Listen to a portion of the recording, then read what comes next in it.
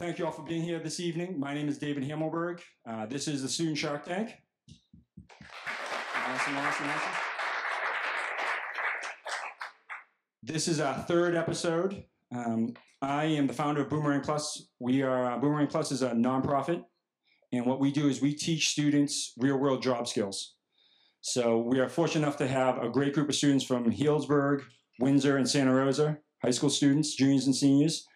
And a couple years ago, the way this started was I was thinking, you know what? I have these students I work with. I'm not a teacher, but I want to try to give them some real-world experience. What can we do besides outside the classroom that would be fun? That would be something interesting, business-related. So everyone here familiar with the show Shark Tank? Awesome. So I said, why don't we try to do something similar for students? So I ran into Chuck Wade over at Sonoma County Office of Education at a conference, and he said, hey, what about this idea? Can we do it? He said, let's go for it. That was 2 years ago, and this is our third episode, and they've been a great partner. And what we're trying to do, like any successful business, we have great partnerships.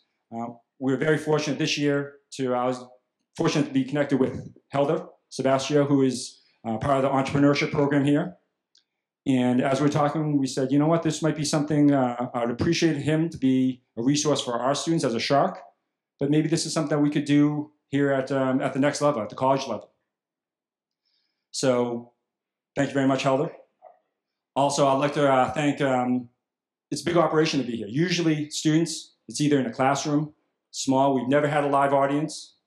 To have it videotaped professionally, to have it be up here in such a great venue to be on campus, pretty amazing. I'd like to thank Chris Dalby for all your work for coordinating all this. I didn't do anything except for get students here and everything else. She did almost everything else, so I appreciate it very much. So when we talk about this, it's a collaboration. So I really appreciate being part of Santa Rosa Junior College. There is a big push nowadays. So I think we see some young students out here for not only high school students or college students, but high school students, middle school students to have real-world experience, to connect it, whether you call it career technical education, whether you call it linked learning, whatever it is, vocational training, it's teaching them real-world skills. And that's hopefully what they have an experience, to get some experience here. Some real-world, being able to present their idea in front of a live audience takes a lot. And I know it's nervous, but some of them have practiced a lot. And just to try it once in front of a live audience helps them. So hopefully when they're successful and they're the president of their own company, they get to be able to speak and feel more comfortable speaking to their own employees and their staff. So it's a great honor to be here. And what I'm going to ask them to do is I'm going to ask the Sharks to introduce themselves briefly. And the format tonight is slightly different. So we're going to have two different panels because we have so many great Sharks out there. And then we'll have a little intermission where we have a group of students that we call one of our success stories from our previous episode. They can come up and speak. They've done this before. They actually got a deal. They got an offer. They've started their business. They've made money. And I'd love to be a little bit of a Q&A so you can understand how it feels like after the Shark Tank. But before we begin, what I'd like to do is I feel very honored that we have a special guest in the audience. I feel a connection to this person because there's an East Coast, West Coast connection. I'm originally from Boston. Go Patriots. Yeah. And then, and I know this person has gone to school on the West Coast. He got his master's at Harvard, which I did not get my master's at Harvard.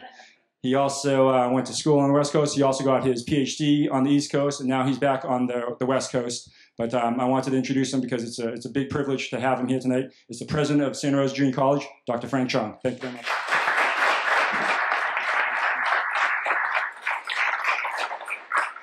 Well, good evening, everybody. I'm really excited. I mean, it's Friday. I'm usually dragging, but, to come to here and you feel all the energy and I feel like I'm really on the TV show. So, first of all, I want to welcome David and Boomerang Plus and all the Sharks and the community leaders here. This is education by doing. It's really hands-on education. Entrepreneurship is one of the things we promote here at the college. It's what made this country great and continues to drive the economy is entrepreneurs like the ones you're going to get to know today. And we really push an entrepreneurial spirit even at this college. We really ask our faculty to go out there and hustle and find whatever resources are there for our students. and that's why Chris Dalby and our faculty are so engaged. So I just hope that you know we've been here for 99 years. Next year we're going to be 100 years old as an institution. So, and very few institutions, whether they're for-profit or non-profit, last that long. And the reason we're able to be here, I'm convinced, is because we're open to change. And I think change is the only constant you'll see in our world today. So for you to be here, I tip my hat to you. I applaud all the high school students here because it takes a lot of courage and it takes risks to do what you're doing. So courage and risk, I think those are some of the fundamental tenets that you have to have as an entrepreneur. So I really applaud you for your courage to take the risks to be here today. So with that, I'm looking forward to being in the audience. I'm turning back to David, and thank you for choosing us to be a site. And if whatever we can do to support this program in the future, please let us know. Okay? I didn't know he was a Patriots fan. I'm a Jets fan, so if I would have known that, I would have charged him a little extra because he wants some money, I know, on Sunday. Thank you very much. All right, David.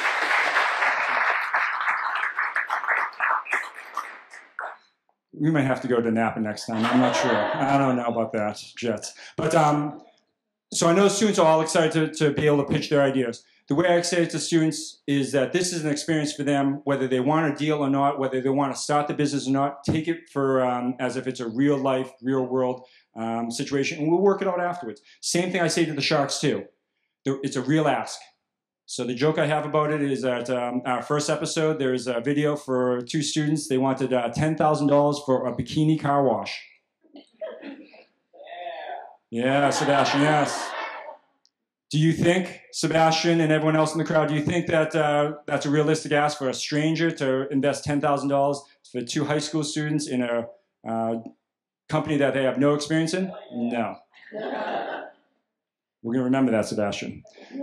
But that's what he said. I said, think of an idea that you could really do, that you're interested in, that you could start. And we've been very fortunate because we had some folks that said, you know what, I just want to do it for the experience. But once they talked to the Sharks and went through this, they said, I want to do it. And that's what we want. We want to be able to encourage that entrepreneurship. So without further ado, I'd like to introduce our first panel of Sharks up here. Hi, good evening. I'm Helder Sebastio. I wear many hats in entrepreneurship here in the North Bay, but the one I'm wearing tonight is I'm the Entrepreneurship Program Coordinator here at Santa Rosa Junior College. We are very delighted to have you here. One of our initiatives is to bridge the gap between us and the high schools. We know there's a lot of entrepreneurial talent out there in the high schools, and this is just one of what we hope to be many things we're going to do in terms of outreach to high schools, and we hope to see you here once you graduate. Hello, my name is Scott Huberts. I have 20 years worth of lending experience. I'm Vice President with Exchange Bank. I'm a small business specialist. I work with companies that are startup phase up to $25 million gross a year. I make loans from maybe $50,000 to $10 million bucks. So if you guys are good, we'll see what we can do. Hi, I'm Darlene Hawley, and I'm proud to say this is my third student Shark Tank, so thank you, David, for the opportunity. David likes to say I'm the Lori Grenier of this panel. I've launched over 100 consumer products in my career. I have over a dozen patents, and I'm currently a business consultant for both biotech, pharmaceutical startups, and smaller companies or divisions of big companies. And just really happy to be here. Good evening. I'm Everett Fernandez. Been an entrepreneur all my life. I'm a independent financial advisor.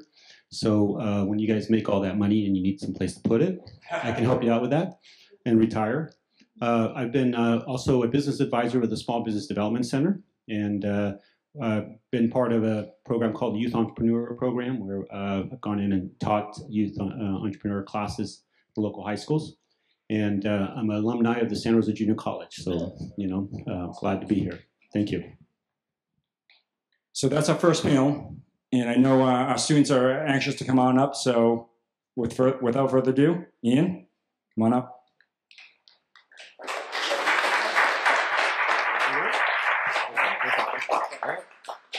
All right. Hello, my name is Ian Canham, and I'm the owner of Green Lawn Pros. We use a natural and organic solution to paint dead lawns into beautiful green lawns. You may be thinking the drought is over, but water bills are still going to be pretty expensive. We plan to target all levels of income so we can help lower water bills and make your lawn beautiful. And who doesn't like having a beautiful lawn? It costs $250 for the first 1,000 square feet, and then we negotiate depending on how much space is left. We also do landscaping like mowing of lawns, trimming hedges, and weed whacking or any other landscaping that needs to be done. This business has made about $2,000 since the start of last summer, and I'm looking to expand it to get it to its full potential. I'm asking for $500 that I will use for marketing. I plan to use smart marketing techniques so that everyone knows that it's organic and natural and that they are supporting their local high schoolers. So, thank you.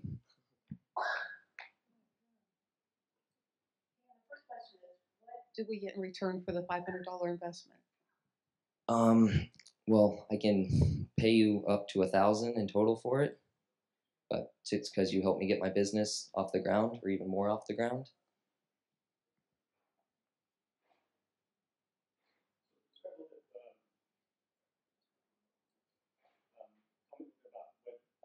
There you go. What do you put on the lawn to make it colorful and so forth? What material? Well, we used to get this natural and organic solution from Home Depot, but I'm pretty sure we still get it from Home Depot. We have a whole bunch bought right now, but it's I'm not exactly sure what's in it. All I know is it is natural and organic, and it's not gonna poison anything. Okay. So so you charge $250 for about 1,000 feet or so forth. What do you think it costs you to go in there and do that? It costs me about $3 per square foot. And who are your typical customers? Well, usually it's just people around my neighborhood right now, but I'm looking to expand it to anyone who wants to have their water bill be lowered and just have a beautiful lawn. Like, I plan to target people with a lot of money, people that don't have a lot of money. I'll target anyone, basically.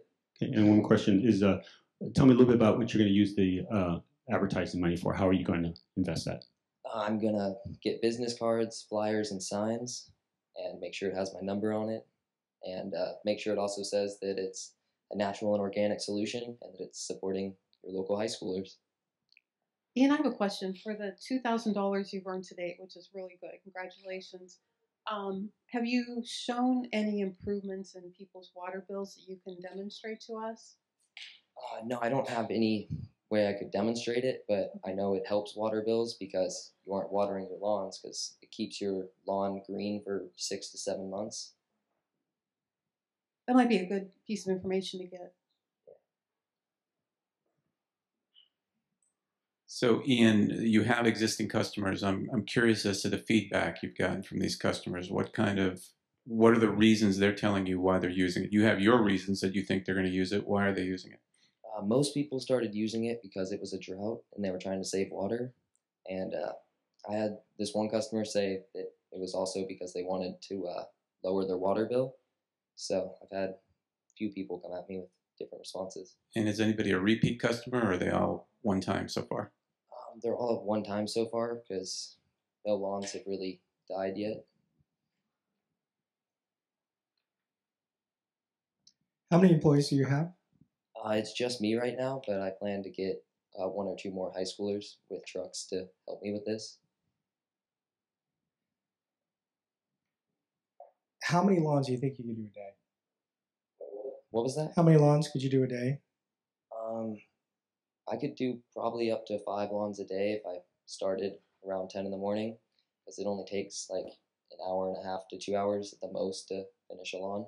Great. You talked about $3 per square foot. Is that just for the product? Yeah, that's just for the product. Yeah, that would just be for the product.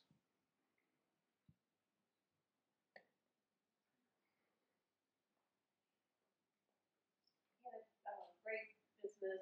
You've made a lot of progress in the years since we've seen you before, but it's really not an area I have expertise, so for that reason I'm going to pass.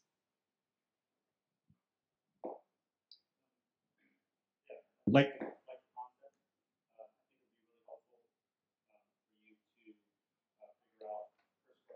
what people save as far as water, and I think add that to kind of your marketing for that.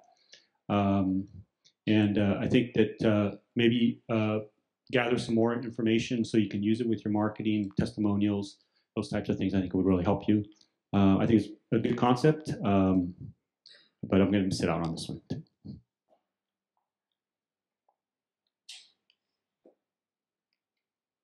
So yeah, I'd like to echo what Everett said. I think this would be stronger for me if you had some testimonials from your existing. The good thing is you got existing customers. You haven't extracted though the testimonials that would really be helpful for you, and the affirmation that you're making your big claim is you save people water. So it'd be great for you to have examples of it from the existing customers that here's how much water I save for customer X, right? And I'd also like to see that in your marketing. So, if you're going to spend $500 on marketing materials, those kinds of testimonials are a lot more powerful than you just making a bunch of promises, right? So that's something I'd like to see. I'm a numbers guy, right? So I think it's smart. I'm going to say no right now, but what I'd really like to do is sit down with you and take a look at your profit and loss cash flow statements that you probably haven't put together, but I can help you. I really want to see what the overall cost is, right? Because I think you're going to need more than $500. You're going to want to run equipment and maybe some working capital through that business, so it's not coming out of your pocket. But I think it's a smart idea, and I think that you could make a lot of money at this. So if you're willing, we could set up a time where I could just sit down with you and we could just talk about a few of these points. All right. Well, I'm definitely down with sitting down and talking about it because I'd like to expand this, but thank you everyone for listening.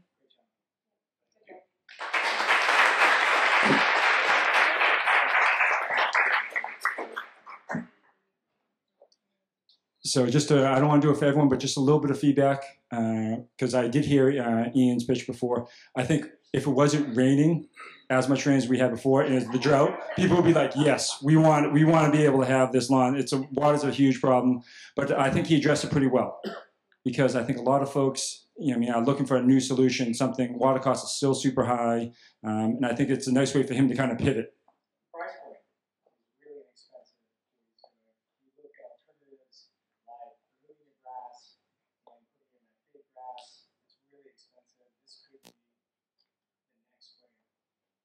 I think it's a great concept, and I appreciate you being able to say that, because it's the cost when he says, what's the cost? $3 per square foot. But is that just material? Let's talk about labor. Great point. I think the other thing I would add is to maybe look into, depending on the communities that he's in, the neighborhoods that he's in, there might be CC&R against this. So maybe he needs to look at that issue as well. That's a great point. That's a great point. And I think when he says his ask is really for marketing dollars, what is marketing? What are you going to do? How are you going to use that money? So I think that's an important thing to think about for our students and for businesses and for startups. How are you going to use that investment? The Sharks want to see you using it wisely. I'm going to use it all into one Super Bowl ad. Is that the best way? Maybe not. Okay, awesome. Thank you very much, Ian. In our next group.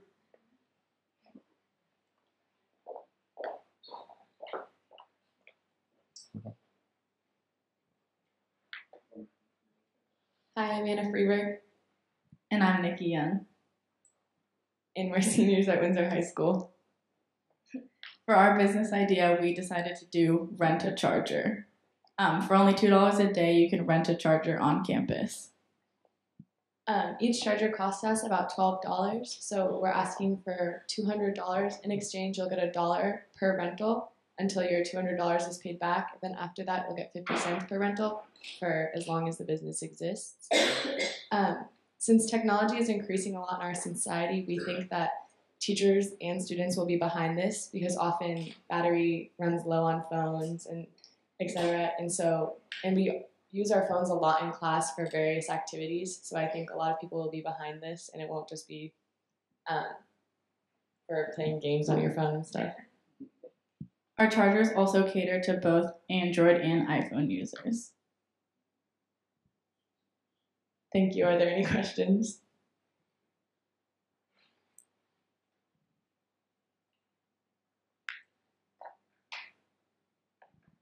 So I'm old.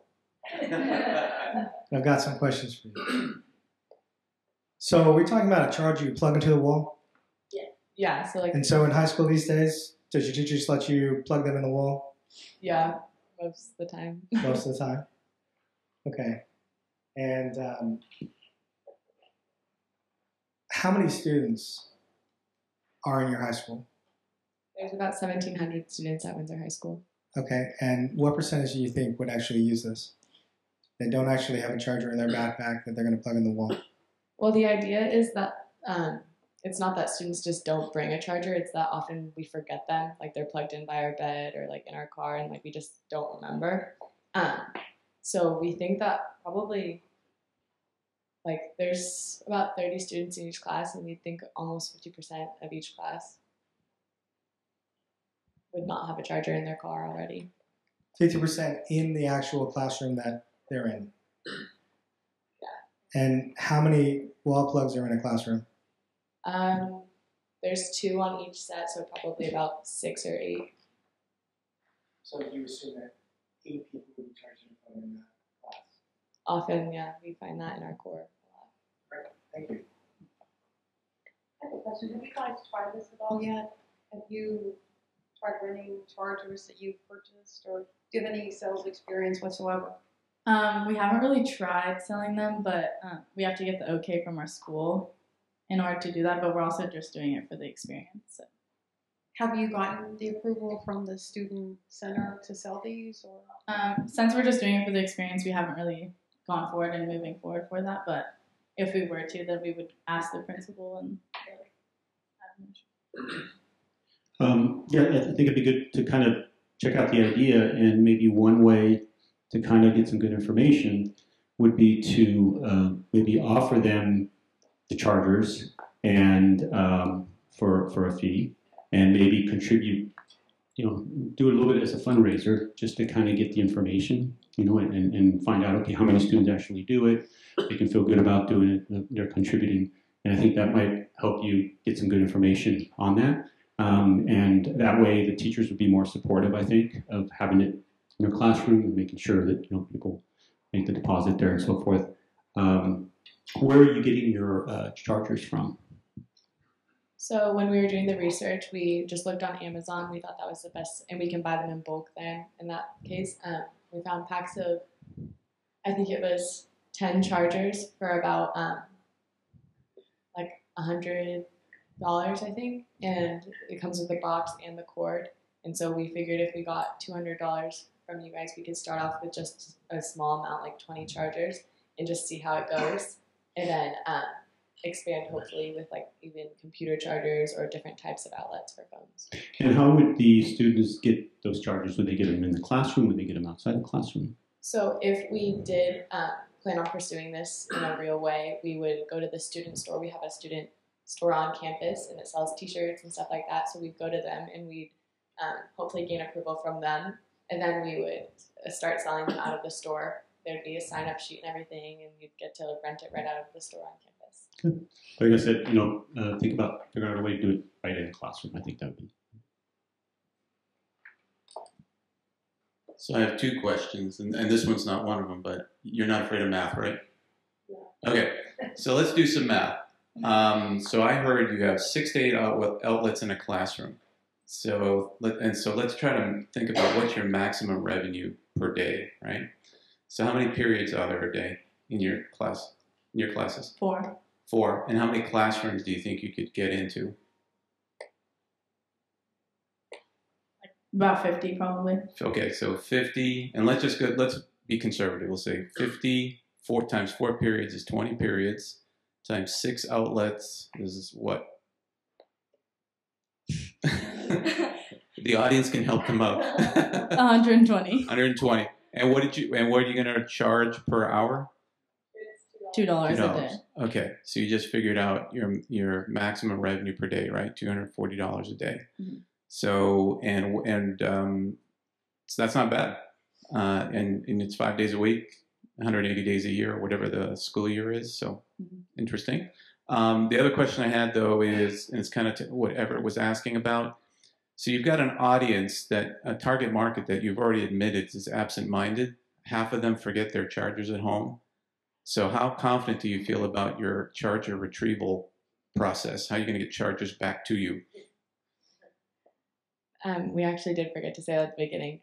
So to ensure that you'll bring a charger back, we write down your name, your class number. We take a look at your student ID just to make sure you're giving us the right information.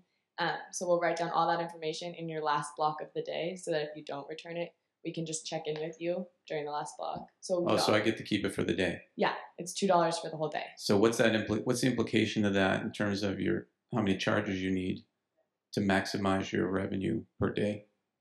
So since we are just starting off with 20, just to see how it goes, Okay. that's how it would. All right. Thank you.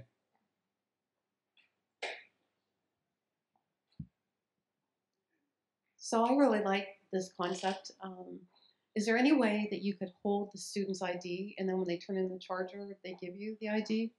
Because to me, I'd feel a little bit better about that. Yeah, definitely. We were thinking at first licenses, but since not everyone has a license yet, we Right. do that. Okay. So I'd like to make you an offer. So the full $200, but my contingency is that you have to get approval from the student union or whatever it's called to sell these through. Because I think that's important. Thank you. I was thinking the exact same thing. Yeah. One thing that I would require is to take a look at the contract with the school. You know, they are considered the man government. They might charge you for some electricity that you're using. We don't know what rate that's going to be, but they might find you incredibly successful and say, hey. Give you a slightly different offer. I believe in piloting. So I'll give you $100 to run a pilot, and you come back to me with some hard data, and I could go up to maybe $500 to help you then expand your operations. I like his deal.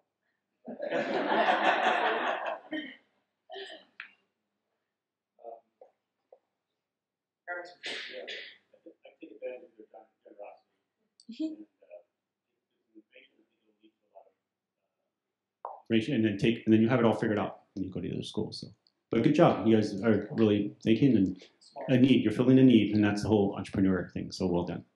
Thank you. We would like to accept your offer. Thank you.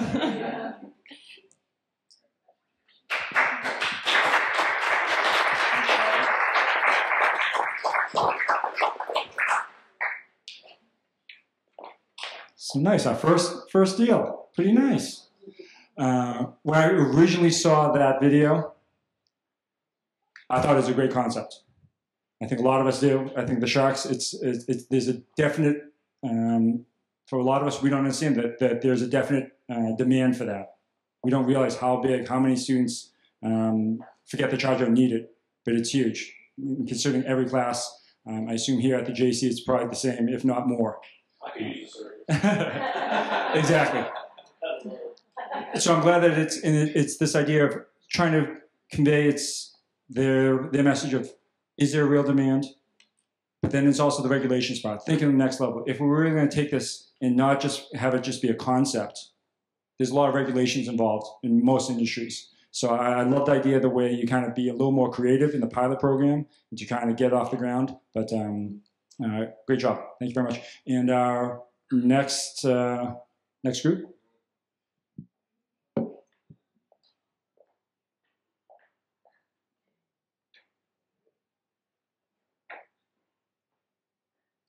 All right. Well, hello, Sharks. My name is Jackson Bauman.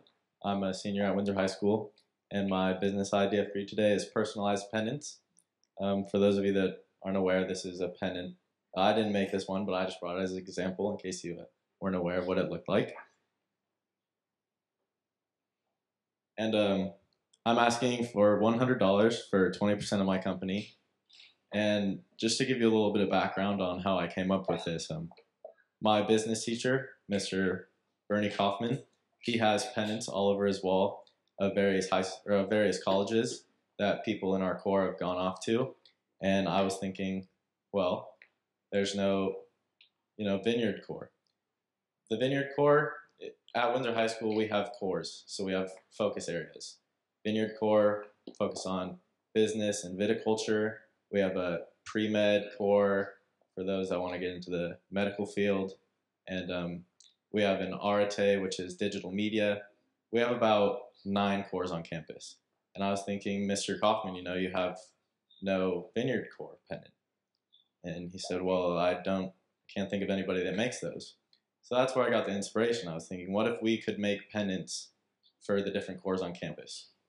So what I did is I was thinking about it, and if we could sell to only the cores on campus, there are 3 core teachers per core.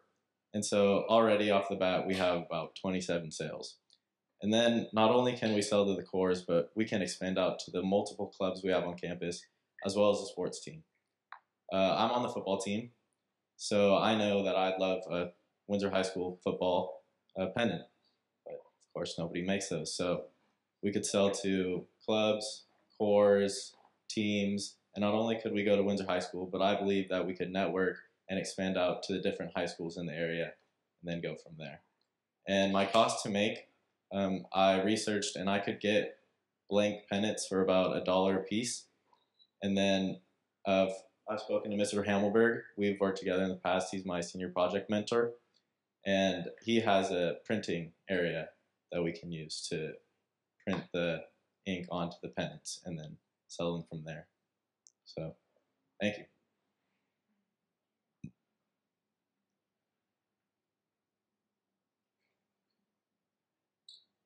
I'll try it. Thank you. So your cost is just a little bit over $1 a piece based on what Mr. Hamelberg charges for his printing service or use of his equipment. What do you think you could sell each pennant for then? I think that I would originally try to sell them for $10, and then if people weren't appealing to the $10, possibly lower it to $5 and still be turning about a $3 profit. Have you sold any yet or made any? No, I have not.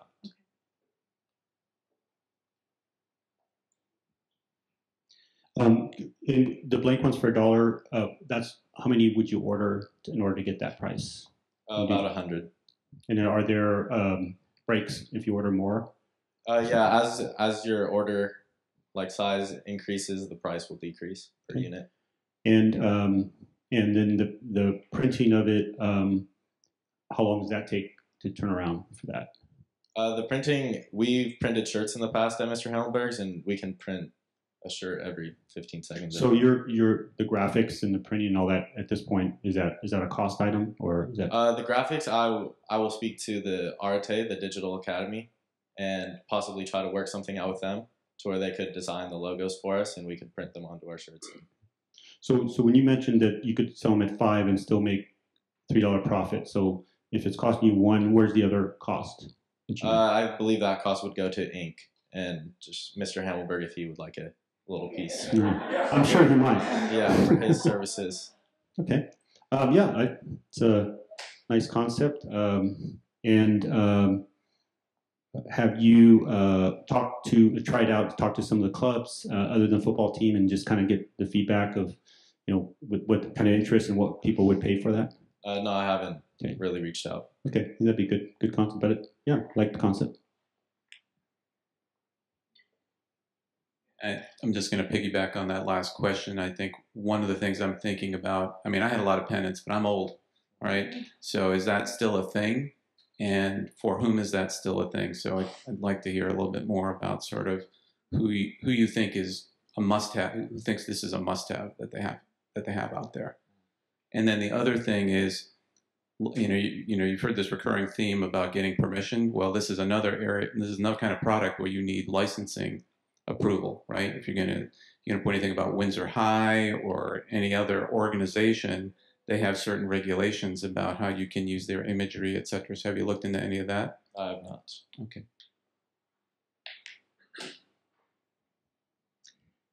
I think the concept is fine. I just think you have a lot more research to do before I'd want to invest. I know it's a small investment, but I'm not really sure your cost. You figure those numbers out yet for your profit. I think that $10, smart people would pay that. And if they wouldn't, I'd go to 8 instead of 5, right? but I think your costs are going to be a bit higher than you expect.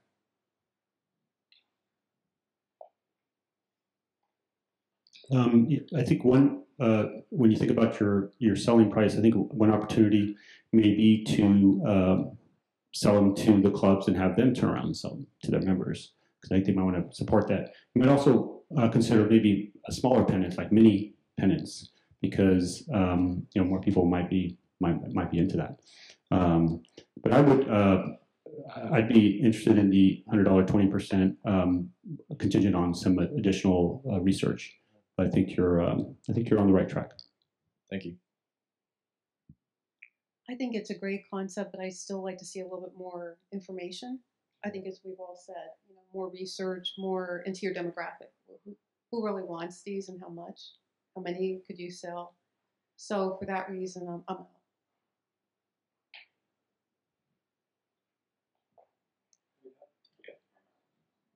All right, Thank you for your I'll accept your presentation. offer then. Thank you.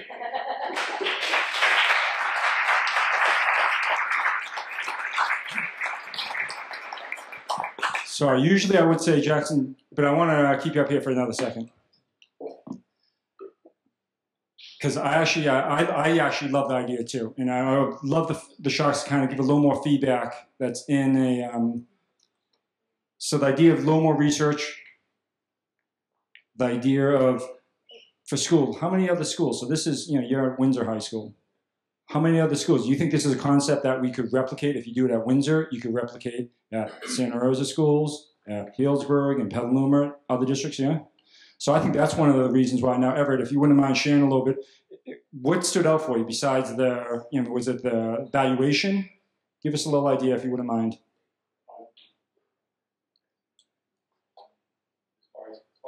Concept? Yeah, the concept, evaluation, was it a combination? Because I think a lot of times, as an investor, as a person, an adult that wants to help out someone that's a little bit younger or someone that's starting out, I think it's usually the person.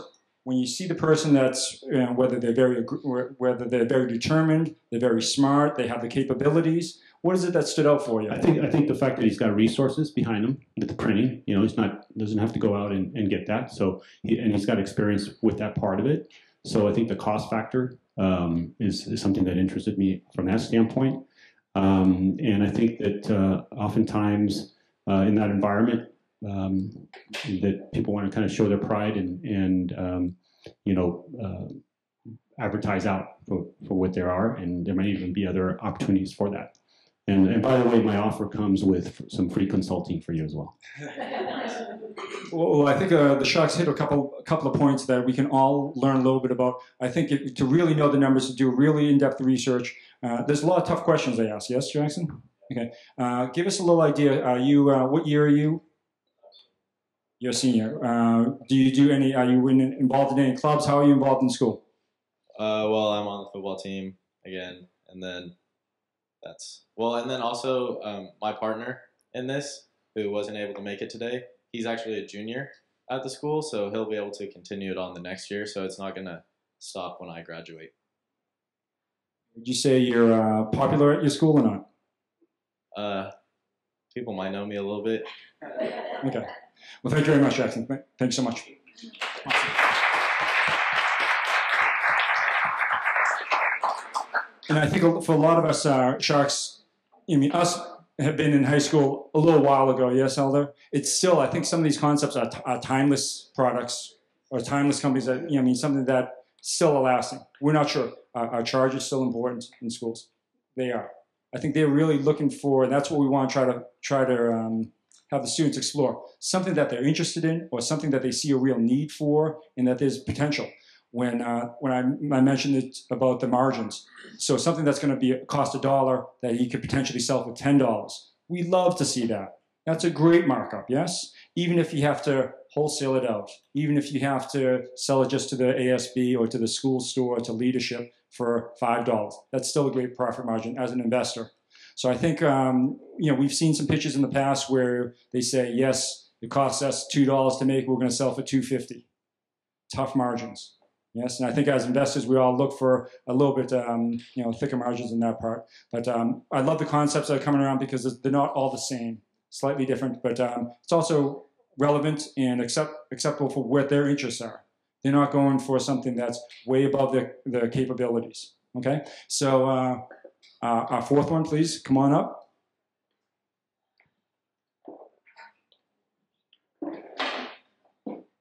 In Sharks Eye Seafood.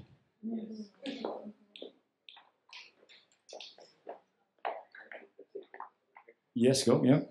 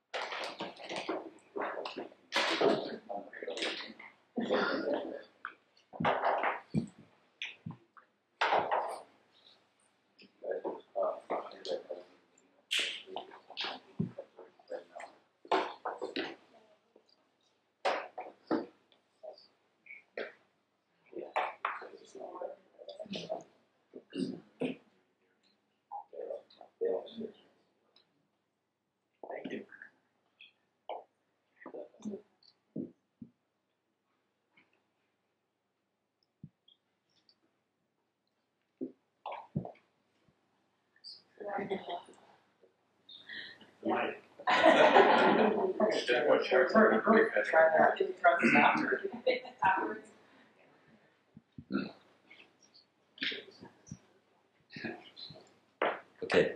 Over the past 15 years, research has shown that over 15 million Americans have food allergies. 1 in 13 of those Americans have already experienced a life-threatening food reaction. I'm one of those people. When I was around 1 year old, I found out that I had a life-threatening peanut allergy, but going into anaphylactic shock and having to be taken to the hospital.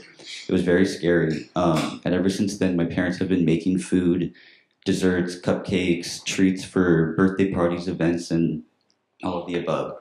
That's how I got into baking. I love it. It's my passion. And that's why Hannah and I are here today to pitch to you Sharks an allergy-friendly bakery we like to call T. Lou's Bakery. Over the past several months, we have sold lots of our product. We've invested $238 into our product and into our bakery. We've gotten $715 back with a gross profit of $477. Our target market is Sonoma County because it is so populated and so diverse that it's a perfect place to start any small business. It has over 400,000 people living in it, and many of them have allergies.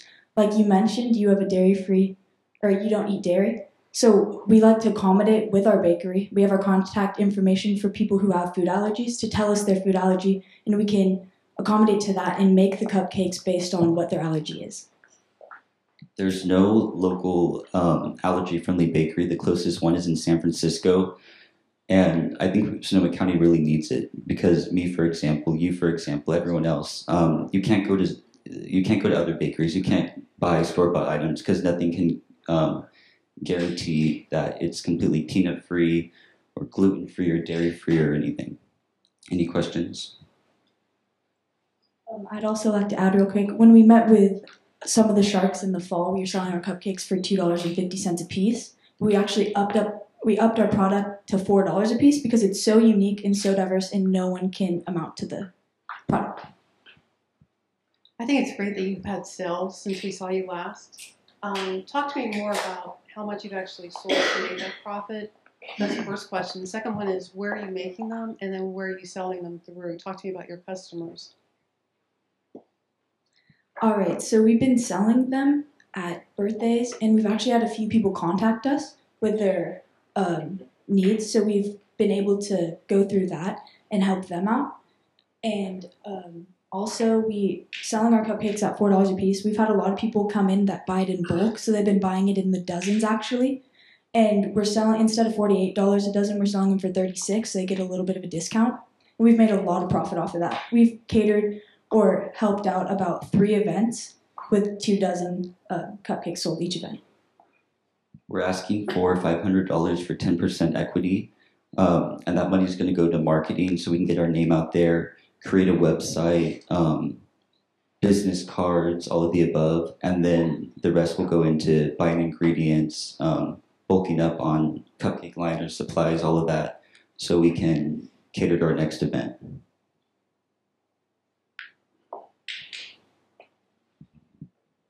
I must have missed it. Where are you actually baking these? So sorry. We make them out in my kitchen at my house because we can guarantee that it's peanut free. Okay. Do you have a health permit? We do not. Currently, it used to be that when you were making and selling these, you had to go to a commercial kitchen, but they did change the law. So you can get a permit from your house to actually bake these. Mm-hmm. And so, as a business, you want to do that. Of course, yeah. How many dozens can you make in a day? You're going to school. How do you fill your orders? So, like last night when I was making these, I like to I don't like to spend any more than 4 hours on a school night making it because I got to do homework, I got to do my chores, do all of the above. So every recipe differs, but probably no more than half an hour per batch. And we have bought 48 muffin liner pans, so we can make almost 100 per half an hour. So, yeah. Okay, and where do you store them? Are you really just making them to order? They say to you, I need these by this date, and then you bring them Yeah. apply? Mm-hmm. We store them in the fridge overnight. Are you buying your products in bulk? All the liners and like sprinkles, all that, and then we buy ingredients each time for whatever cupcake flavor they want, whatever they want. So your ask is $500 for marketing, but maybe it could be a little bit more, so you can specifically figure out what cupcakes you're going to market, and then you'll be able to have the product waiting instead of having to go get it every time, and maybe at that point you can actually lower your overall cost. Yeah, and we're also doing it for the experience. We were kind of just testing it out and seeing how we'd like it, but we're both very busy, so it wasn't the best timing as of now. But we both have interest in it, and it's kind of more of a hobby at this point. Looks like you're making money. So the question I have is, you have both something that's very tantalizing, but as a startup, I'm a little worried about, which is you were saying we could, do a lot of different recipes for a lot of different allergies. That's great in the long term, but it makes me a little concerned in the short term that you're not going to be focused on a particular area. So based on your experience, what kinds of allergies do you see as most prevalent as sort of where you could really sort of make a dent locally? Well, we actually are focused on peanut-free peanuts because of his food allergy, and it was just a relation to him. We just got the idea out of farmer's market. One day we were selling our peanut-free, and they taste the same, so anybody can have it. The market is anyone. But we were selling them, and then a lady came up to us and was talking about how she has an allergy, and her nephew has an allergy, a dairy-free allergy, actually the same one. And they said that they can't find cupcakes really anywhere that taste good. So we got the idea, well, maybe they can just contact us. We can make good cupcakes that accommodate to their needs. To add, we sterilize all the whole kitchen. I sterilize, wash it down, and then use a cleaner so we can guarantee that like every next batch, it's not going to contain someone else's allergy. And then because we're doing this for the experience right now, we haven't completely done all the research, but after college, maybe when we get back into it, we're going to look into the insurance, liability, everything. So I'm hearing correctly, this is really a hobby. This is not a business you're going to be moving forward with right now. Yeah, right now we're staying small. Okay. So you're selling the cupcakes for $4 a piece. What do you think it cost you with labor, material, and everything to? For the chocolate and vanilla we have today, it's about 44 cents per cupcake. And then for the red velvet, it's about 57 cents per cupcake, charging $4. So we're making a profit. And then we charge people. I haven't put in labor or any of that. I'm just doing, actually, I guess we are. We're upping our price. But it's about no more than 60 cents per cupcake. Good. That's a good markup. And you can always give discounts. So don't bring it down. Keep it the value up there. for that. I think you're doing some good research on there. It's very good. I liked it. It's not too sweet, but it's tasty. I think that you're going to get the other shark said you might maybe want to kind of focus on having certain, like a menu of these are the cupcakes that we make. Kind of try to stick with that. But I can understand you want to experiment and people ask you for that, so that's something unique that you guys offer for that. But like the concept, like the way you're doing the business, and I think you seem to know what you're doing, and I could see you guys being a Sonoma County success story.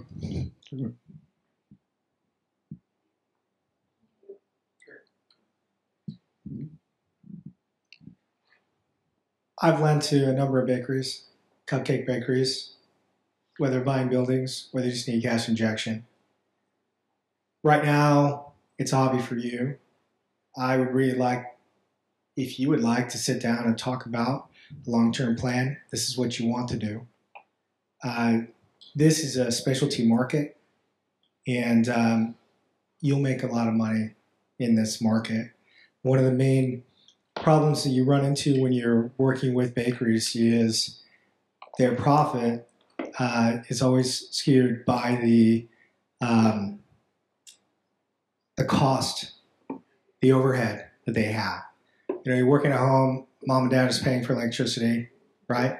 And a lot of those kind of things. But I think this is really smart. So I'm not looking to invest because it's a hobby right now, and I'd love for you guys to go to Harvard, get a great education, and not be Patriots fans.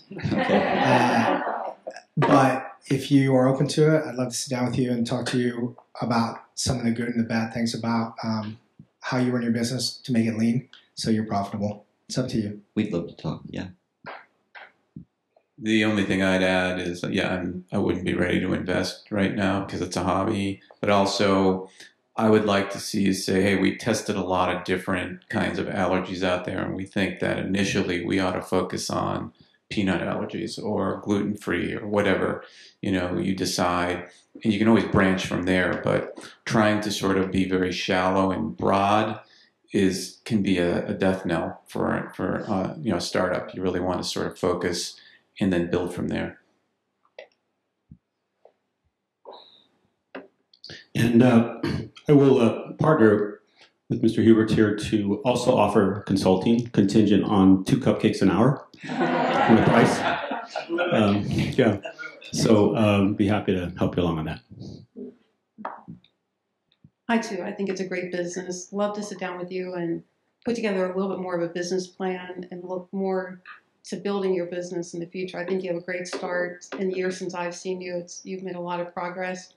I'd also add that your profit so far is almost what you're asking for.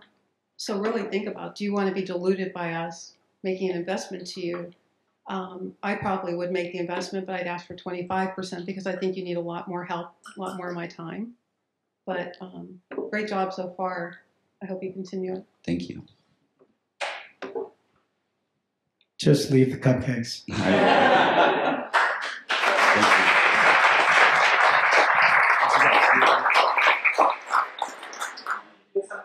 So, exactly. So Tanner and Hannah, like Emerald will say, go make some friends. Bring them on out there and we'll talk. Thank you so much. There's a couple of great points that they made.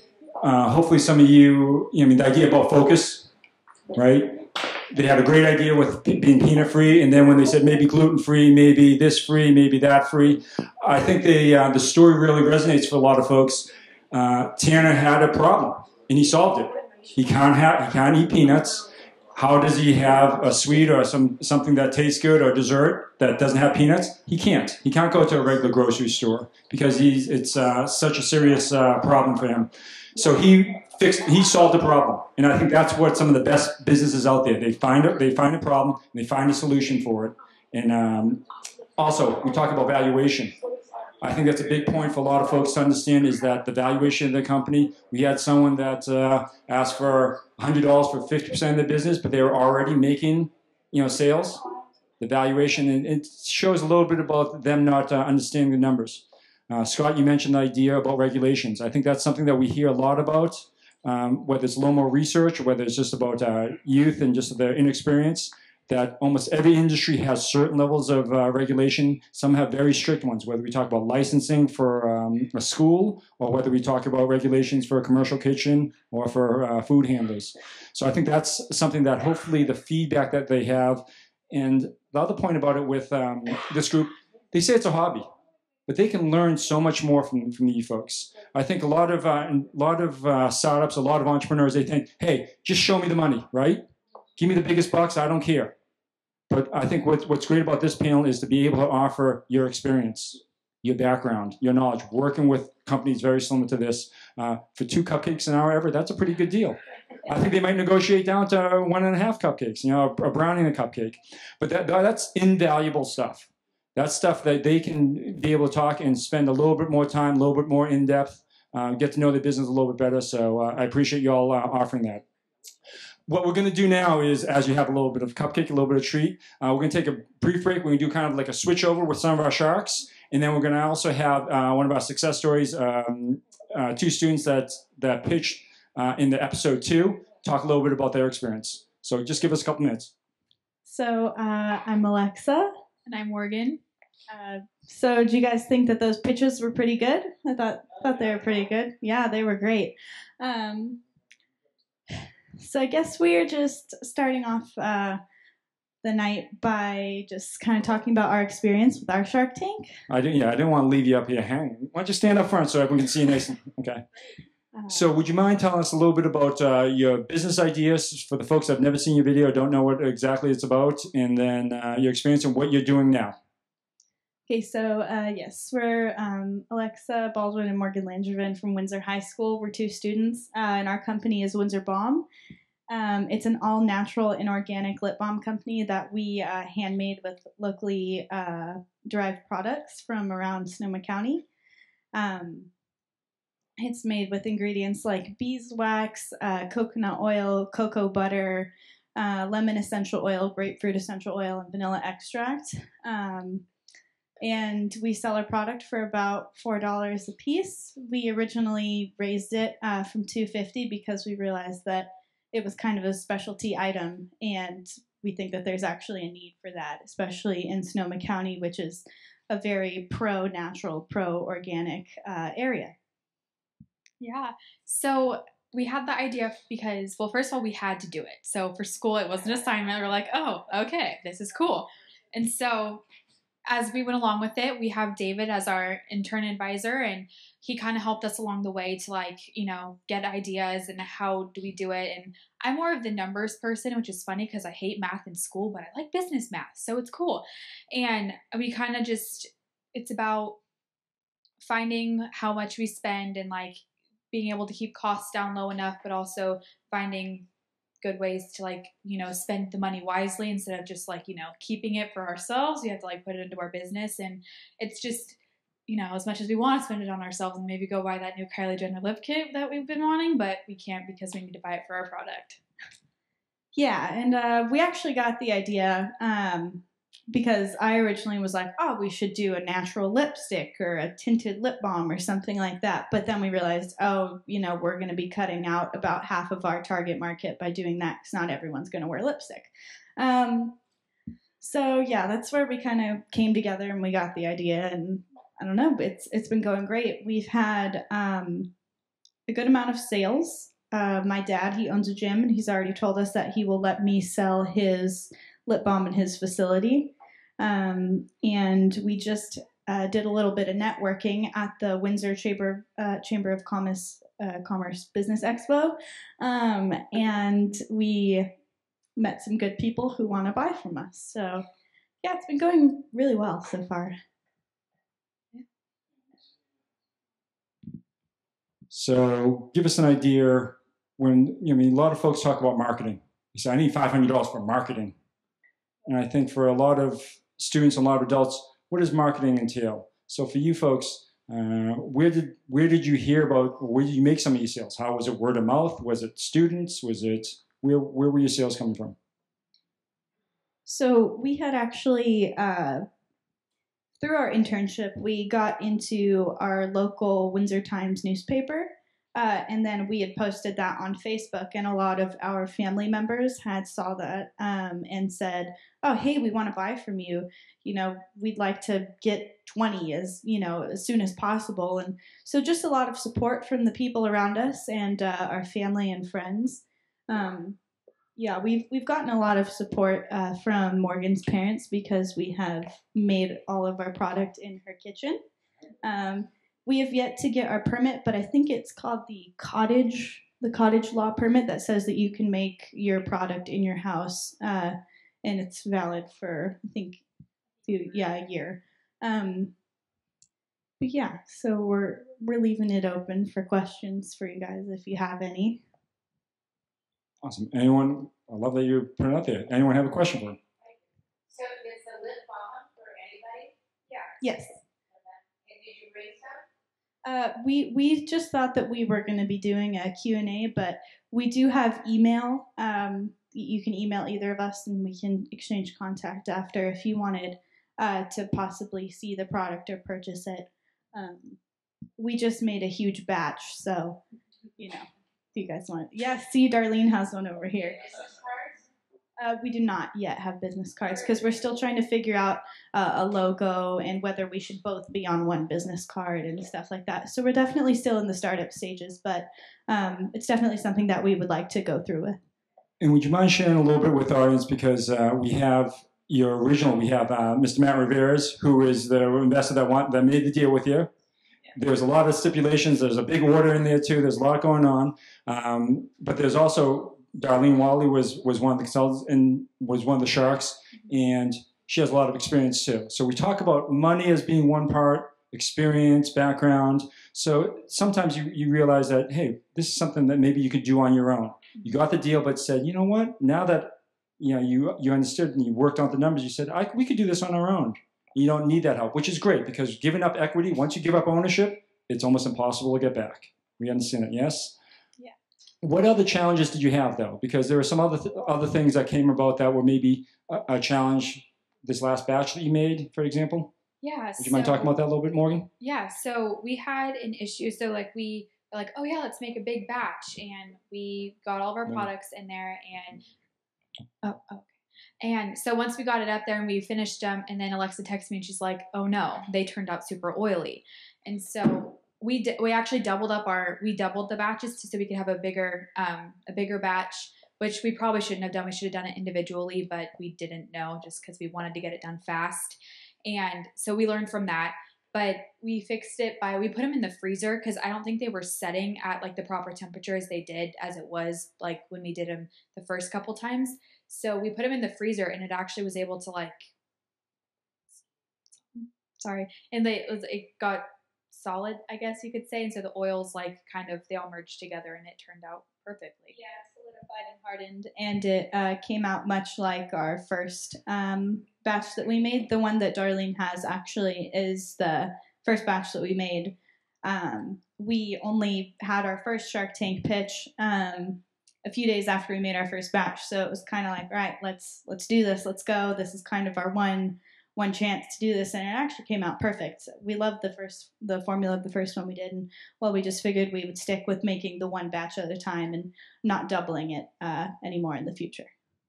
Didn't you originally? Because I think when you think of, we have this great idea, I'm into makeup, I want to make these lip balms.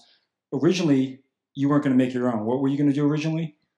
We were originally just going to order them in bulk offline, and we realized there were a lot of ingredients that we couldn't even pronounce in a lot of the lip balms that were online, and so we figured, we could do this. It might cost a tiny bit more money for us to do it, on our own, but then we realized, we have a much larger market if we do, in fact, say, hey, this is handmade with locally derived products. And so, I think we definitely found our niche by doing it handmade. Awesome. And the way I like to think of it, in the name of your company one more time? Windsor Bomb. Windsor Bomb. I think hopefully maybe we should expand to Santa Rosa Bomb, Petaluma Bomb, Sonoma County Bomb, the United States Bomb. Absolutely. It's a great name, but I think that the potential to grow it is even better. But yeah, thank you so much. Awesome job. Thank you so much.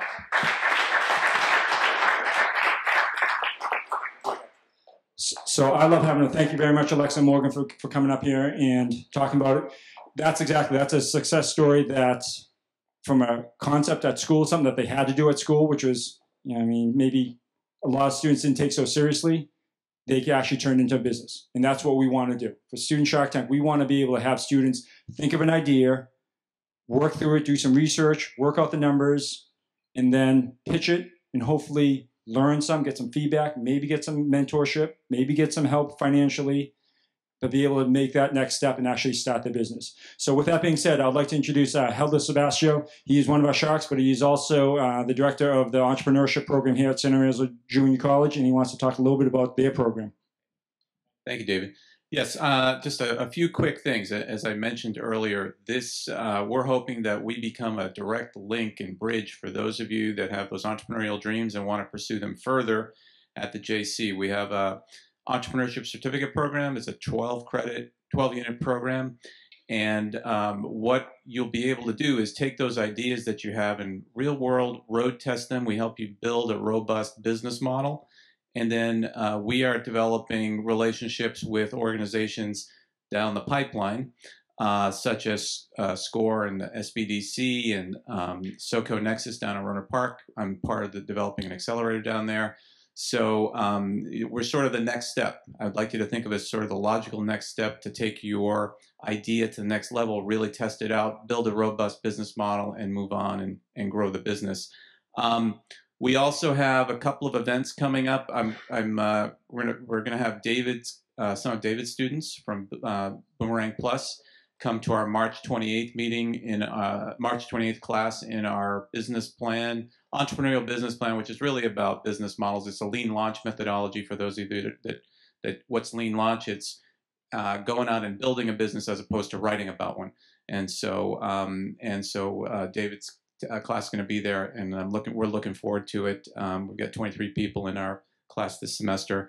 There's two other things, though, that you might be interested in. On March 4th, there's a Make-a-thon, which is kind of a maker fair / hackathon that's going to be going on down at Sonoma Market, Sonoma Village, which is where SoCo Nexus is located.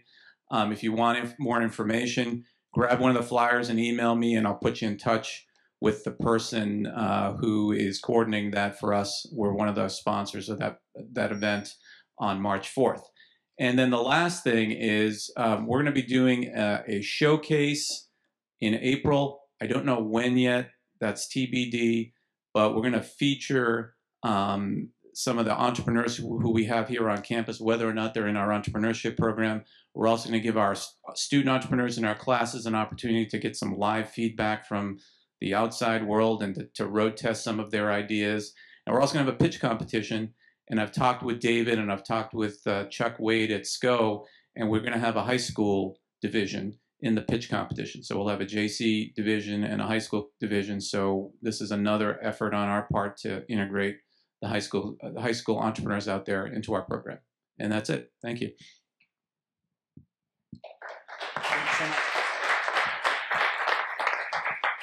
So for the parents and for the students out there, a lot of resources here at the JC that you might not be aware of. But without further, what I'd like to do is I'd like to also have our Sharks introduce themselves. Helder, and then has mentioned, talked about head of the entrepreneurship program at the JC, lean launch, ton of different things, yes. And then please introduce yourself, tell a little bit about your background and what you think about this experience, because we do have some veterans. My name is Matt Riveras. I'm a business owner and real estate investor. I live in Sonoma County for the last 35 years. I'm Michelle Kaufman. I'm the Senior Vice President of Risk Management for Redwood Credit Union. And so I'm basically oversee audit, compliance, fraud, and security for the credit union. And what that means in English is I make sure that we're doing the right things on a daily basis. But one of the exciting things about my job and why I'm really excited to be a part of the Shark Tank today is that we always are looking for ways to improve the way we do things. You know, we don't want to just be complacent or do things the way they've always been done. What's a better way to do things? How can we be more efficient? How could we be more effective? How could we make our experience better for our members? And so I love that this is something that the kids are doing with these projects, is trying to fulfill a need in the community by following their own passion. So thanks for having me. Hi, my name is Carlos Lua. I'm also a longtime Sonoma County resident. I actually went to Santa Rosa JC for a couple of years before I transferred on to UC Davis. I currently work for Wells Fargo Bank, middle market banking, commercial banker.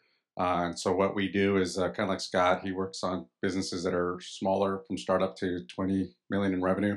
My focus is on middle market companies that typically have 20 million in revenue and higher and have credit needs from $2 million and higher. So talking about $20 million companies, we have Pedro coming up. Yes, $20 million coming around through it.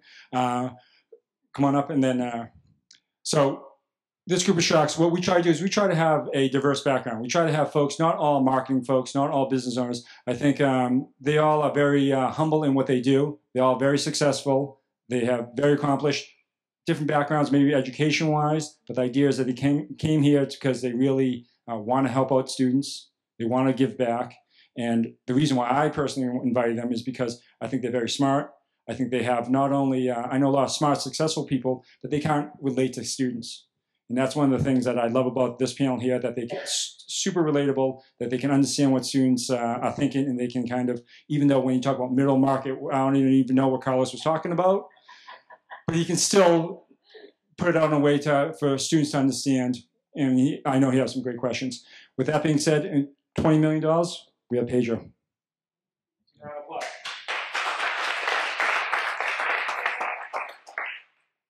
My name is Pedro Gomez, and I'm a junior at Healdsburg High School. And today for you Sharks, I have a pitch about selling wine barrels.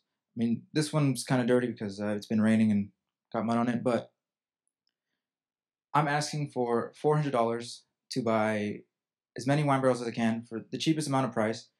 And I did some research online, and I saw that Amazon is selling them for $99 plus $100 shipping, and Amazon Prime 2-day free shipping isn't valid for that. And so that's $190. And I plan on selling them for $100 each. And my market would be locals in Sonoma County from Santa Rosa up to all the way to Cloverdale. And I plan on selling them through ads on Craigslist, posts on Craigslist, and then the locals farmers market, and then maybe look around some local businesses in Healdsburg and see if they're willing to let me put my wine barrels on display, and then in return maybe give them $10 for having them there at their business. Thank you, and any questions?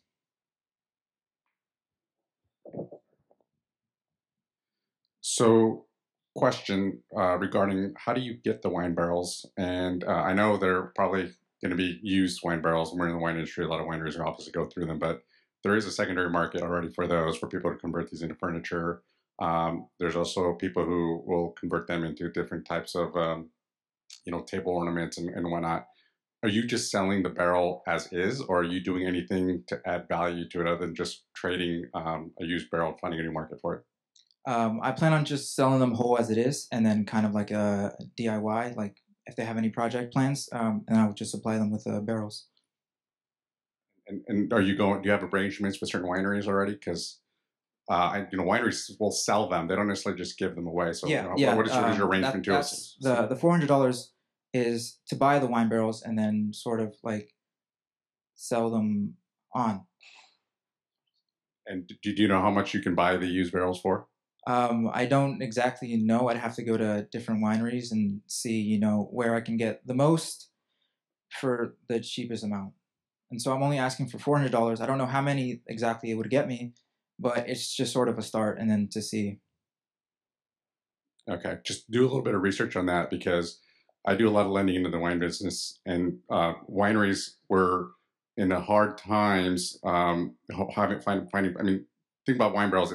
There's a cycle that you can actually go through where for a long period of time wineries couldn't find a way to get rid of the barrels.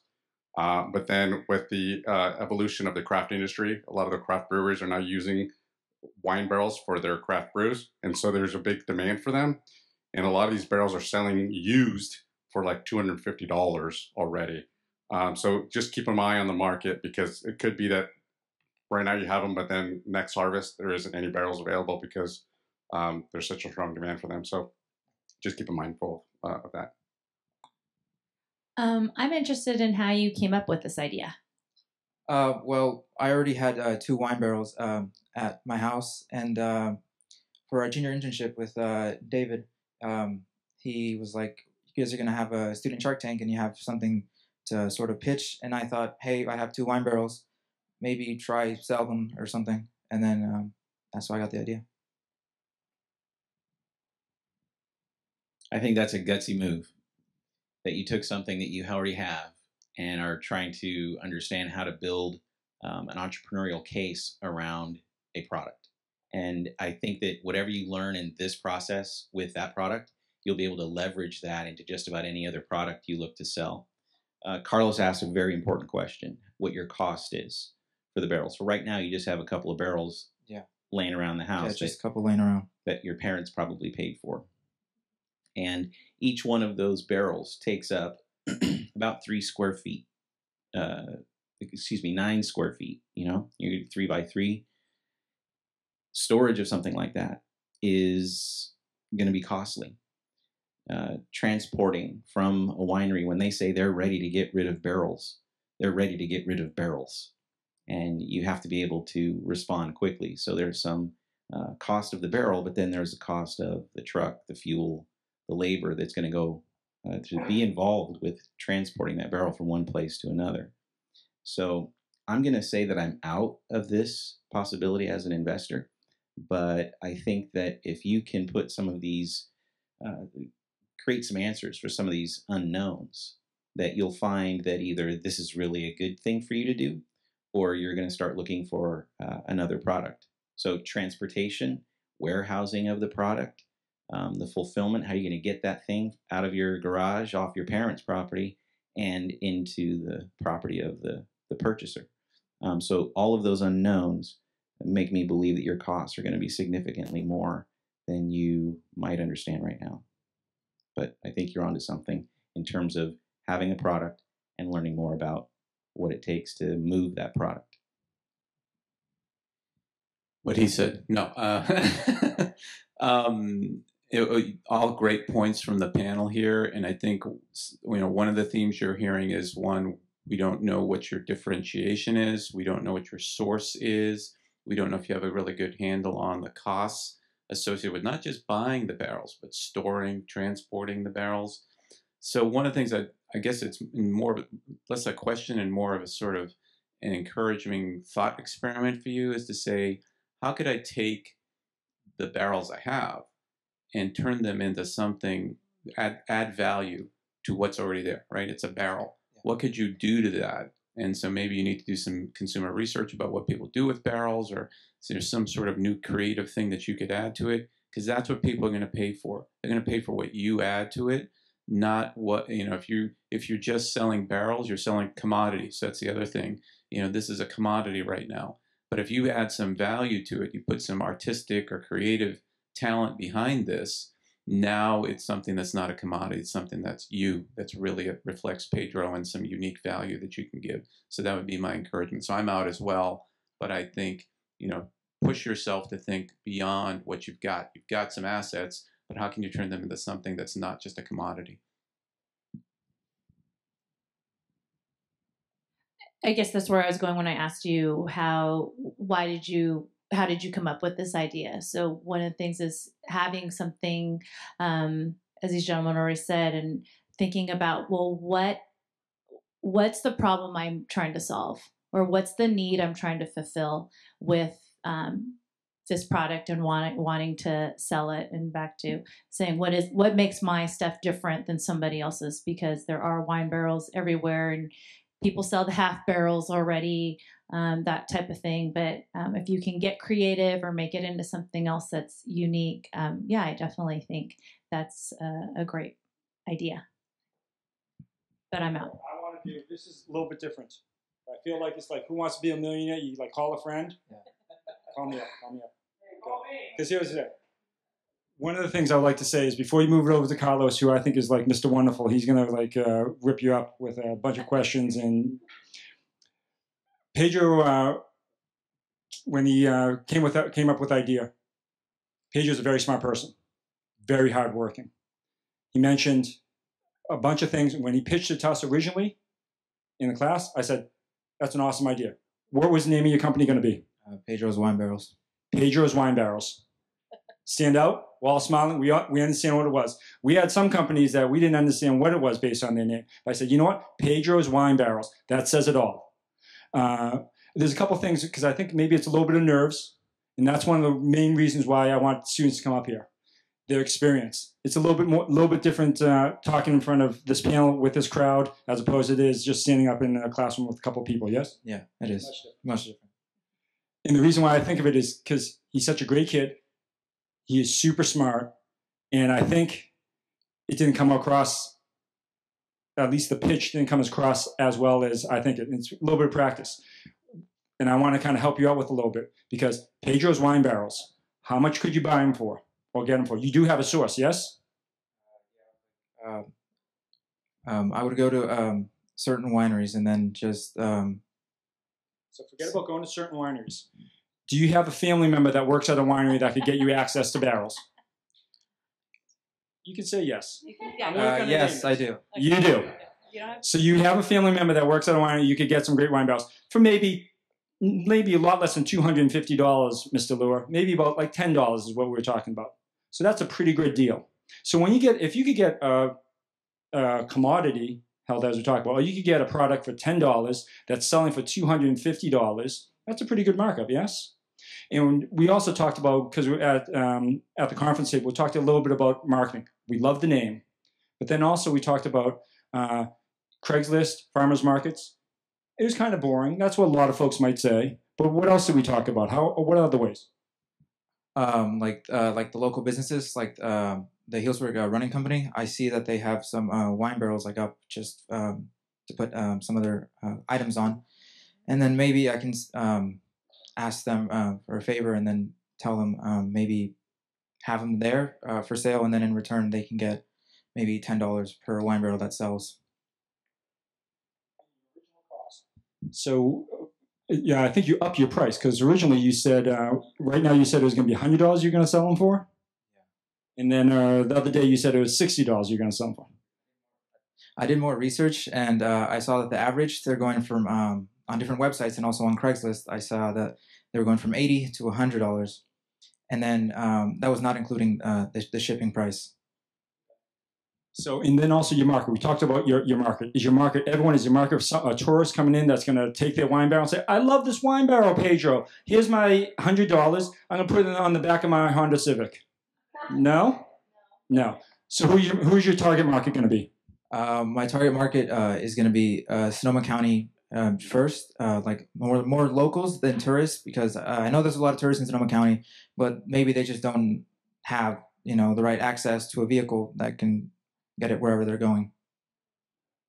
So we did discuss a lot of these issues, and I think it's important because you get a little nervous up here, but the idea is that you realize that, hey, you know what, this is important stuff that the Sharks investors would want to know, my business partners would want to know, my bank would want to know.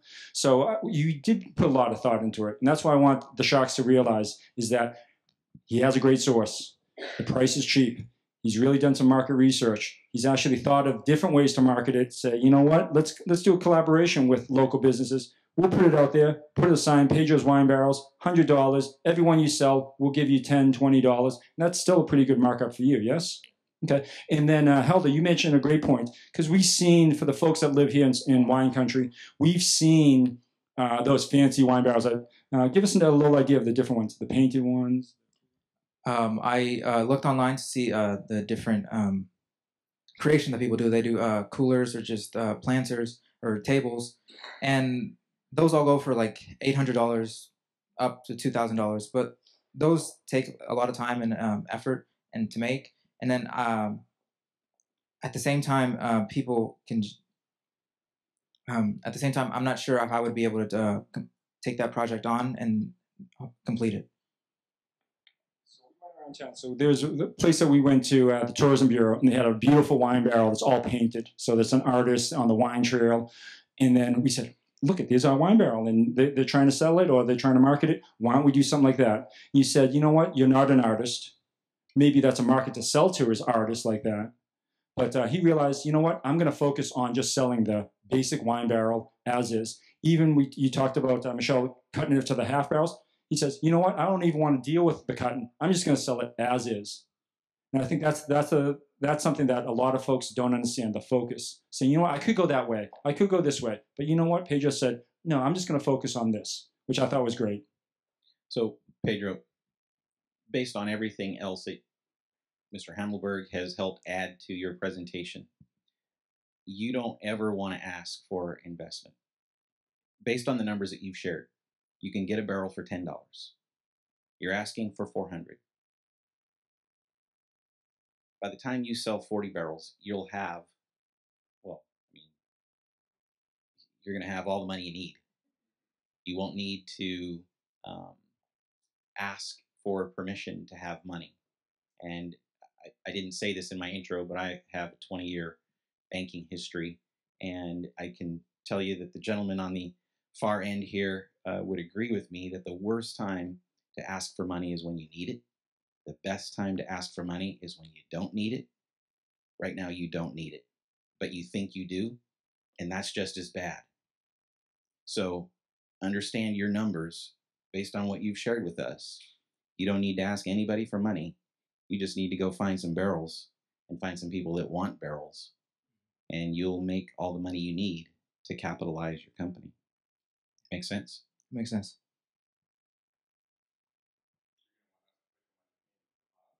Yeah, you'll want to put your money in the bank, but you won't want to borrow the money from the bank. And if you do, it'll be because you're going to expand your company exponentially. It won't be for product cost. It'll be to buy a warehouse to put your barrels in, or the truck that's going to deliver these barrels around the county. But that's, sometimes when we're thinking of our business ideas, we tend to forget about some of the end steps. We think of the beginning steps. We forget about some of the middle steps, and we really forget about some of the end steps. So in this scenario right here, Mr. Hamelberg has helped you understand how you really need to put some more thought into some of those middle steps. And then I'm trying to help you understand some of those end steps with square footage, etc. But most importantly for you today and anybody else listening to this is with your product cost being what it is and what you can sell it for, you just need to go sell. You don't need any money from the outside. All right. Thank you. Good job. It really depends on how good your access to the barrels is, because, one of the questions I was raised is where are you going to store these barrels? So if you have somebody that works at a winery who can basically have them available for you upon demand, you can actually pre-sell your barrel to somebody, and then after they've already committed to the purchase, then you can just go get it directly from the winery. You don't have to worry about storage. And then you really are selling it before you even have to buy it.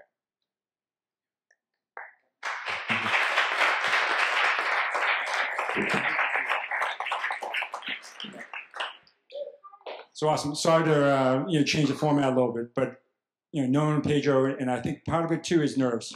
I think we all realize speaking in front of a group of folks, it's tough. Knowing that you're being videoed, it's a little bit more difficult. I think the more experience that you have, the easier it becomes. And I knew he knew the answers, and I knew that I was like, no, say that, say this, come on. And it just takes a little more to draw out from him. But great idea. And then we have I call it our rock star coming up. Sebastian, you ready to roll?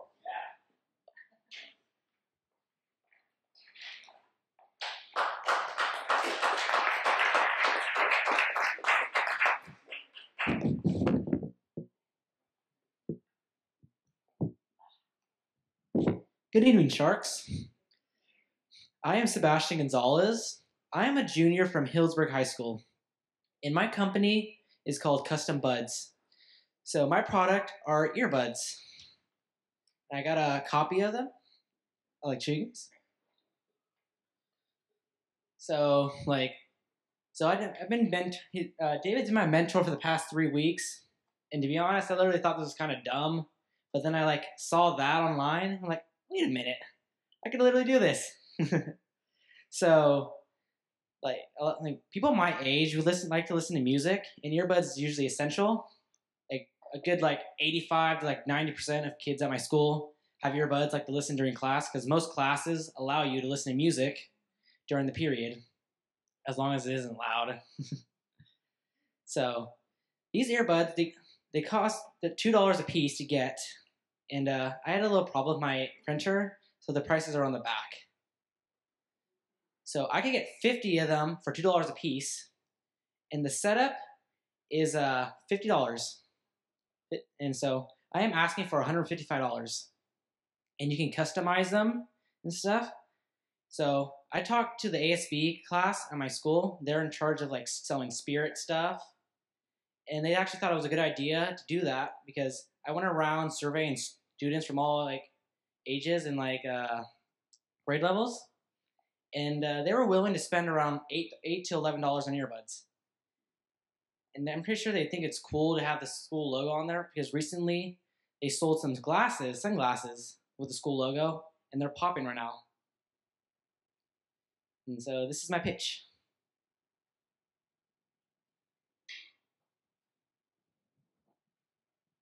I'll start off since I have the microphone. So are you buying a basic product online, and then how are you customizing it? I mean, is it the fact that it's just? I mean, it sounds like you can customize it, but is it a kit already, or what are you doing to the kit? Well, the company is called Custom Ink, and if you can see right there, there's little logos on the earbuds. So I was gonna put the school logo on there, and that's how I could do it. And how are you adding the ink to these? Are you ordering them that way, or are you doing it yourself? I'm ordering them.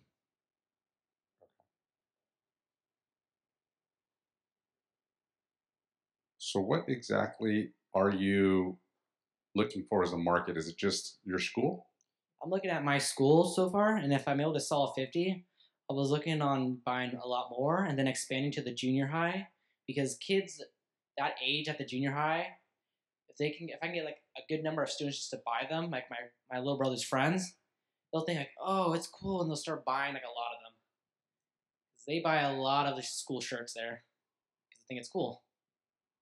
So it'd be easier to expand down to the middle school. Should be good. So when you buy these, do you have to buy the image on them at the same? I mean, so I guess what I'm saying, how customizable are they? Because you have to buy a certain amount of volume with the same print on it, right? So it's not, you'd have to say Windsor High School, and that's about it. It's not like you can say Windsor High School, John Smith, right? I mean, it's going to have to be the same print for the entire volume, and so that market is going to have to be just for that specific batch that you order.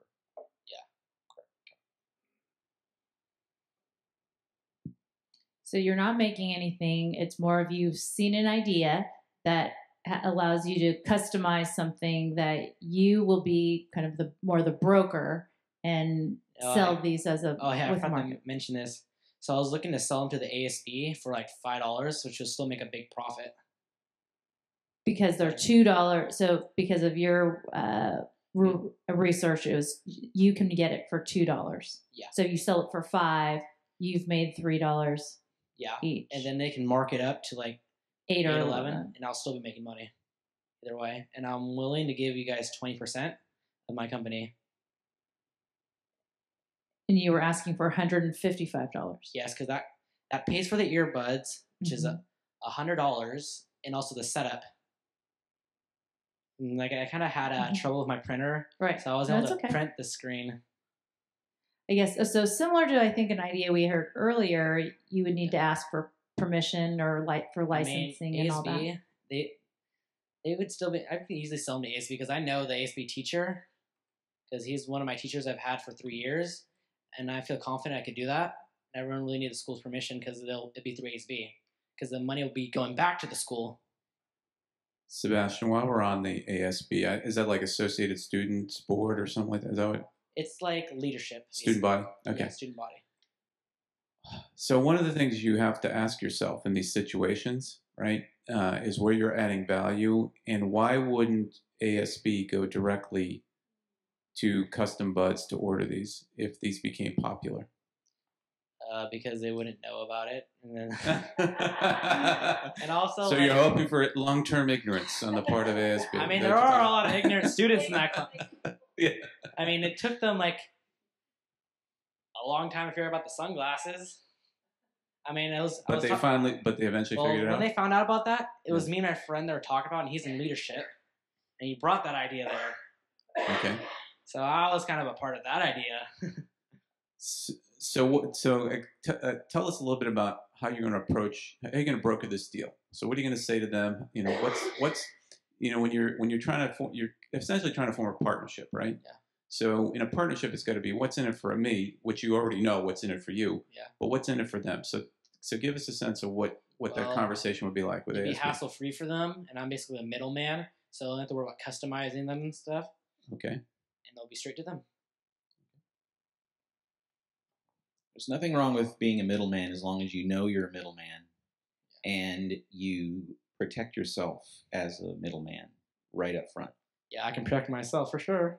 Well, what I mean by protection is that you get a contract with... Yeah, I don't want them to double cross me. Well, that could happen.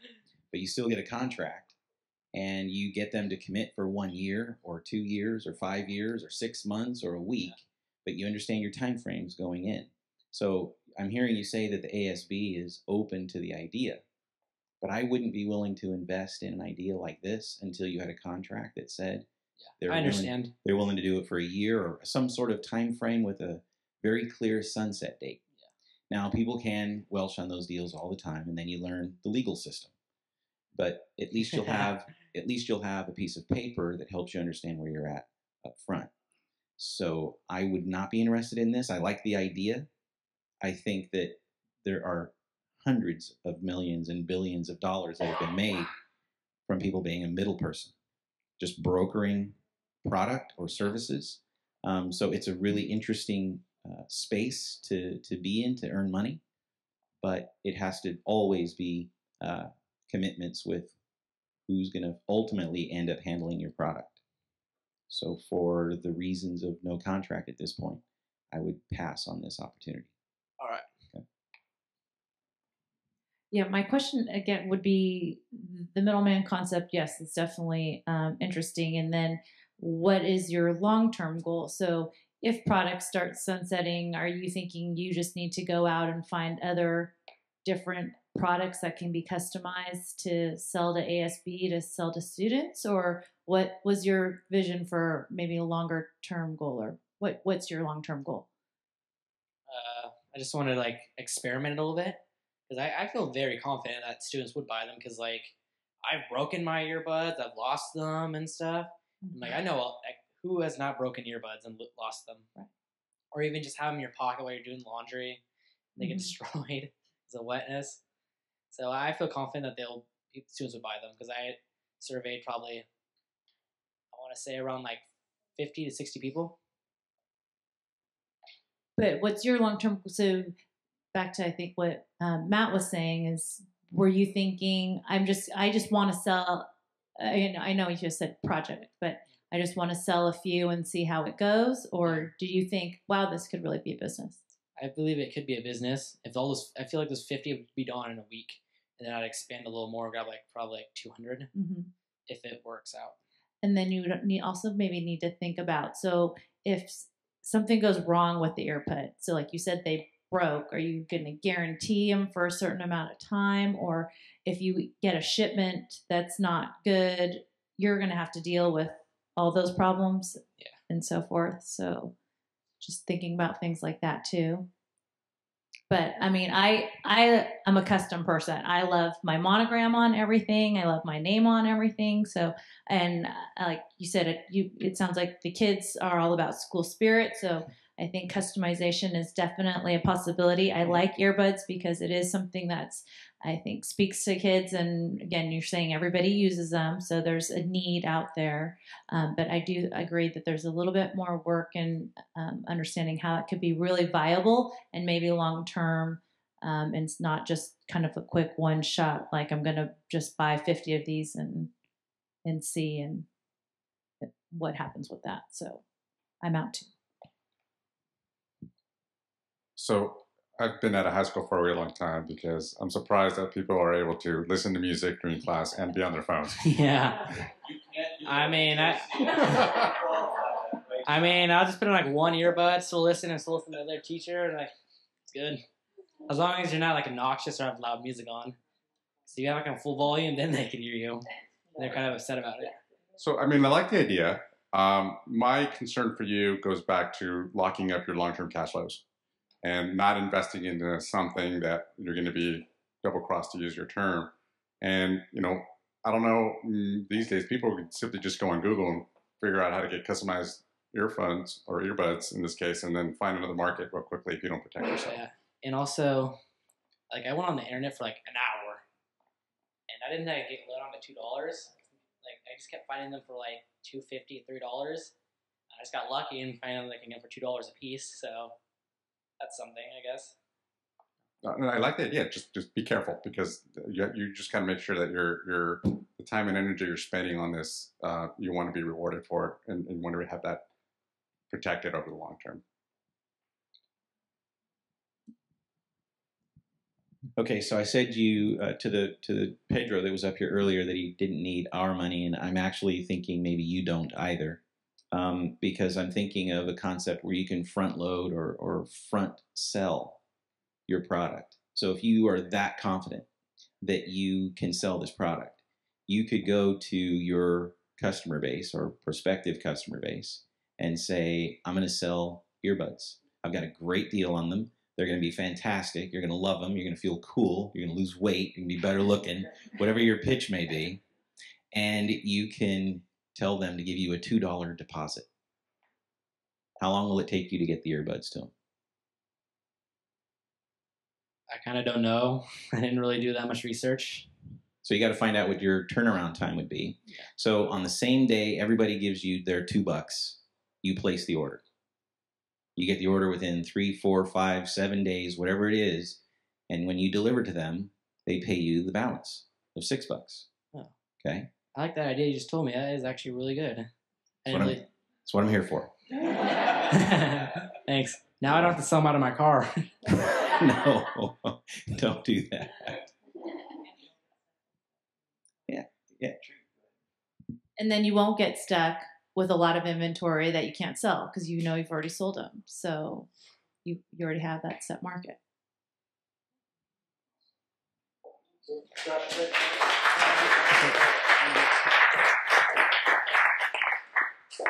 So if you don't already know, Sebastian's a rock star.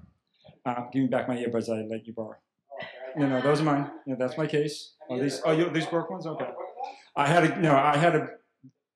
So your earbuds broken. Those don't work. I brought my own backup because Sebastian said, hey, I broke mine. I might not have a pair. So I never knew it was such a problem because, like my cell phone, I've never broken my cell phone on the screen. I've never broken my screen. How many here have broken their screen on their cell phone? How many multiple times? There you go. So here's what I think of it. Hang out for a second, because I love the idea, and I think it's similar to their rent-a-charger idea at school. This isn't something that people say, you know what, I can go buy that for online. This is when you're in school, Sebastian, what happens when you don't have earbuds? You're like, oh, I just can't get through the day. I need some music. So you can't listen to music. So if you can't be on the phone, or you can't listen to anything if you don't have the earbuds, which is a big problem, which I think is like the charger problem. It's a need. So we talked about a little bit, so you might not know it, but we also did a Dollar Tree challenge, right? Oh, yeah. Okay. So we went to Dollar Tree and we said, you know what? You have a certain amount of money. Let's see what you can do. Buy something and then see if you can sell it. So what was your product that you bought at Dollar Tree? Bought gum. You bought gum. How much gum did you buy for $10? Like 40 pieces. 40 packs maybe, right? There were 40 packs of gum, right? maybe 10 packs in. And how much did you sell each pack? You know, the pack cost you maybe 30 cents or 25 cents. How much do you sell each pack for? $1. So you sold for $1. And you made $12. How much time did it take you to make that $12 sales? In a day? In like 30 minutes. I could have sold more, but that following week I got the flu, so I kind of got messed over. So this man is a natural-born salesman. He took packs of gum that he bought at a dollar store, and he sold them for each for $1, which cost maybe 20 cents, 25 cents, or 33 cents, depending on it. And he made his investment back plus 20% in half an hour. I watched him. He literally walked out the store, you saw someone you knew, and you sold them 3 packs of gum. It's called convenience. Convenience. So it's one of these things. He's a natural-born salesman, and I think the ASB was one of the ways that we could sell it through because you have a good relationship with the teacher. So it's pretty sure that you could do that. And then also, I think it's a really convenience thing. If he has 10 of them in his pocket at school, there's no doubt that he will have 10 people or 10 friends because he's a very popular guy that he could say, oh, you need earbuds? Here's one if you want to buy a pack. It's the Healdsburg one, our school logo, and it's going to be $8, and they're going to want it. Yes? So it's that demand. It's kind of for us to be able to, for you to portray, for you to be able to let us know how that demand is and the way you believe in it. And I think part of it, it's a little bit of being nervous, a little bit being shy. I know that that's not natural for you. But the idea is you have to make sure you hit upon all those points. You have to sell it. The way you sold that gum, you got to sell your earbuds, custom buds to these folks. Okay? Awesome job. Thank you so much. So I'd like to thank everyone for being here. I'd like to thank all our Sharks for being here tonight. This is something that we want to do for students all across Sonoma County, all high school students. Please, we'll do our next Student Shark Tank. We'll be in Petaluma, then we'll do one in Sonoma, and then one in Napa. But thank you very much.